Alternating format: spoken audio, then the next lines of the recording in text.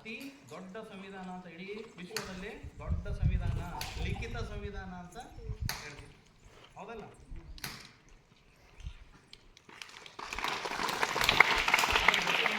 ಏನಪ್ಪಾ ಅಂತಂದ್ರೆ ಇವತ್ತಿಗೆ 75 ವರ್ಷ ಪೂರ್ಣ ಮಾಡಿದ, ಅದನ್ನು ಒಂದು ವಿಶೇಷ ಆಚರಣೆಯನ್ನ ಮಾಡ್ತಾ ಇದ್ದಾರೆ. ರಾಷ್ಟ್ರ ಸಂವಿಧಾನಕ್ಕೆ ನೀನೆ ಶಿಲ್ಪಿಯು ದಾರಿದೀಪವು, ನೀನೆ ಕಲಿಸಿಕೊಟ್ಟೆ ಸಮಾನತೆಯನು ಏಕತೆಯನು. ರಾಷ್ಟ್ರ ಸಂವಿಧಾನಕ್ಕೆ ನೀನೆ ಶಿಲ್ಪಿಯು, ನೀನೆ ಕಲಿಸಿಕೊಟ್ಟೆ ಸಮಾನತೆಯನು. ನಿನ್ನ ಲೇಖನಿಯ ಬರಹ ದೇಶ ಗರ್ಜನೆ, ಒಂದು ಮಾತು ಕೂಡ ಭೀಮ ಗರ್ಜನೆ.